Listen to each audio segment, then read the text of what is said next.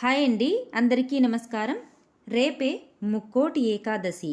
మహాశక్తివంతమైన ఈ రోజున స్వామివారిని ఎలా పూజించాలో ఇప్పుడు ఈ వీడియోలో తెలుసుకుందాం.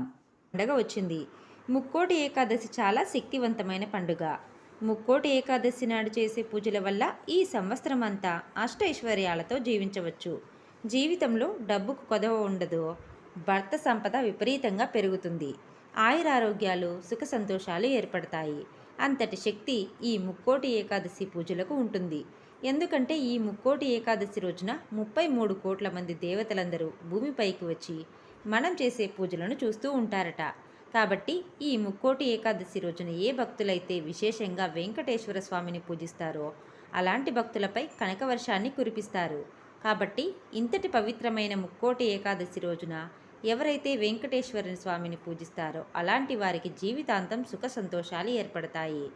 ముక్కోటి ఏకాదశి రోజున వెంకటేశ్వర స్వామిని ఎలా పూజించాలి, పాటించాల్సిన నియమాలు ఏమిటి అనే విషయాల గురించి ఇప్పుడు ఈ వీడియోలో తెలుసుకుందాం. ముందుగా ఈ వీడియోకి ఒక లైక్ కొట్టి మన ఛానల్ని సబ్స్క్రైబ్ చేసుకోండి ఫ్రెండ్స్. ఈ ముక్కోటి ఏకాదశి రోజున శ్రీ మహావిష్ణువు తన గరుడ వాహనం మీద 3 కోట్ల మంది దేవతలతో భూలోకానికి వచ్చి తన భక్తులకు దర్శనమిస్తారు. కాబట్టి దీనికి ముక్కోటి ఏకాదశి అనే పేరు వచ్చింది. ఈ ముక్కోటి ఏకాదశి రోజున స్త్రీలు ఉదయాన్నే నిద్రలేచి తల స్నానం చేసి ఇంట్లో పసుపు నీళ్లు చల్లుకొని ఇంటి గడపలకు పసుపు కుంకుమలు పెట్టి ఇంట్లో పూజను ప్రారంభించాలి. ఈ ముక్కోటి ఏకాదశి రోజున పూజ చేసే స్త్రీలు ఎరుపు రంగు చీరను కట్టుకుంటే చాలా మంచిది. ఎరుపు రంగు ఐశ్వర్యానికి చిహ్నం. ఇక పూజను ప్రారంభించే ముందు పూజ గదిని శుభ్రం చేసుకొని మీ పూజ గదిలో ఉన్న వెంకటేశ్వర స్వామి పటానికి గంధం రాసి కుంకుమ బొట్లు పెట్టి చామంతి పూలతో నిండుగా అలంకరించుకోండి. ముఖ్యంగా ఈ ఏకాదశి రోజున ఒక తులసిమాలను తయారు చేసి మీ పూజ గదిలో ఉన్న వెంకటేశ్వర స్వామి పటానికి వేయండి. తులసిమాల వేయలేని వారు కొన్ని తులసి దళాలను తెచ్చుకొని మీ పూజ గదిలో పెట్టుకోండి. పూజించే తులసి మొక్క నుండి తులసి ఆకులను కొయ్యకూడదు. ఇది మహాపాపంగా పరిగణించబడుతుంది. ఇలా వెంకటేశ్వర స్వామిని నిండుగా అలంకరించుకొని స్వామివారి పటం ముందు ఒక పిండి దీపం వెలిగించండి. అన్ని దీపాల కంటే పిండి దీపం చాలా శ్రేష్టమైనది. అందులోనూ వెంకటేశ్వర స్వామికి ఇష్టమైన వాటిలో పిండి దీపం ఒకటి. కాబట్టి ముక్కోటి ఏకాదశి రోజున ఎవరైతే పిండి ప్రమిదలో దీపారాధన చేస్తారో అలాంటి వారికి కోరినన్ని వరాలను ప్రసాదిస్తాడు. పిండి దీపం ఎలా తయారు చేసుకోవాలంటే కొంచెం బియ్యం పిండి తీసుకొని అందులో కొన్ని పాలు పోసుకొని చపాతీ ముద్దలాగా గట్టిగా కలిపి ఒక పిండి ప్రమిదను తయారు చేసుకోండి. ఈ పిండి దీపానికి పసుపు రాసి కుంకుమ బొట్లు పెట్టి పిండి దీపంలో 7 ఒత్తులను వేసి ఆవు నీతితో దీపారాధన చేయండి. ఇలా పిండి దీపాన్ని వెలిగించగానే దీపానికి నమస్కారం చేసుకొని దీపం దగ్గర కొన్ని అక్షతలను వేయండి. ఇలా స్వామివారిని పూజించేటప్పుడు గోవిందనామాలను చదువుకోండి. గోవిందనామాలు చదవలేని వారు ఓం గోవిందాయ నమః అనే మంత్రాన్ని 21 సార్లు జపించండి.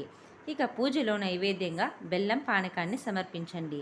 అయితే ఆర్థిక సమస్యలతో ఇబ్బంది పడేవారు ఎండు ఖర్జూరాలను నైవేద్యంగా సమర్పిస్తే మీ ఆర్థిక కష్టాలన్నీ త్వరలోనే తొలగిపోయి సుఖవంతమైన జీవితాన్ని పొందుతారు. ఇక చివరగా స్వామివారికి హారతి ఇచ్చి 3 ప్రదక్షిణాలు చేసి స్వామివారికి నమస్కారం చేసుకొని మీ తలపైన అక్షింతలను వేసుకోండి. ముక్కోటి ఏకాదశి రోజున ఈ విధంగా పూజ చేసి చూడండి. ఖచ్చితంగా స్వామివారి అనుగ్రహాన్ని పొందుతారు. ఈ రోజున చేసే పూజలకు రెట్టింపు పుణ్యఫలితం లభిస్తుంది. ఇలా ఇంట్లో పూజ చేసుకొని ఏదైనా వెంకటేశ్వర స్వామి దేవాలయానికి వెళ్ళి ఉత్తర ద్వార దర్శనం చేసుకోండి. ఈ ముక్కోటి ఏకాదశి రోజున మాత్రమే ఉత్తర ద్వారం నుండి దేవుడి దర్శనం ఉంటుంది. ఉత్తర ద్వారం నుండి దేవుణ్ణి దర్శించుకున్న వారికి అనంత కోటి పుణ్యఫలితం లభిస్తుంది.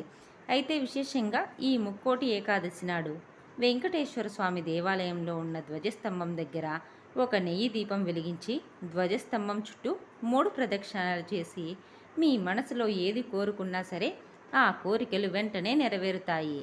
రావి చెట్టులో విష్ణుదేవుడు కొలువై ఉంటాడు. ముఖ్యంగా ఈ వైకుంఠ ఏకాదశి రోజున ముక్కోటి దేవతలు అందరూ రావి చెట్టులో కొలువై ఉంటారు. కాబట్టి ఈ ముక్కోటి ఏకాదశి రోజున రావి చెట్టును ముట్టుకుంటే మాత్రం కోటి జన్మల పుణ్యఫలితం లభిస్తుంది.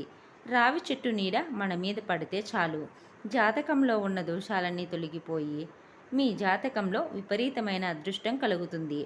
కాబట్టి ఈ ముక్కోటి ఏకాదశి రోజున ఎలాగైనా సరే రావి చెట్టును ముట్టుకొని నమస్కారం చేసుకోండి. విపరీతమైన అదృష్టం పడుతుంది. అలాగే ముఖ్యంగా ఈ వైకుంఠ ఏకాదశి రోజున ఉపవాసం ఉంటే చాలా మంచిది. వైకుంఠ ఏకాదశి రోజున ఉపవాసం ఉన్నవారికి అష్టదరిద్రాలన్నీ తొలగిపోయి కుటుంబంలో సుఖ సంతోషాలు ప్రారంభమవుతాయి. ఇక ఈ రోజున ఉపవాసం ఉండలేని వారు చింతపండు ఉల్లిపాయ, వెల్లుల్లిని అస్సలు తినకూడదు. ఎవరైతే విపరీతమైన డబ్బు సమస్యలతో ఇబ్బంది పడుతున్నారో అలాంటి వారు ఈ ముక్కోటి ఏకాదశి నాడు తులసి మొక్కకు కొన్ని పాలు పోసి తులసి చుట్టూ 5 ప్రదక్షిణలు చేస్తే మీ డబ్బు కష్టాలన్నీ ఖచ్చితంగా తీరిపోతాయి. ముక్కోటి ఏకాదశి రోజున సాయంత్రం సమయంలో ఇంటి గుమ్మం ముందు 2 దీపాలు వెలిగించండి.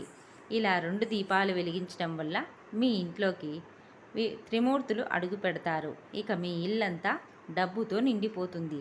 కాబట్టి ఈ వైకుంఠ ఏకాదశి రోజున అస్సలు మర్చిపోకుండా ఇంటి గుమ్మం ముందు ఖచ్చితంగా 2 దీపాలను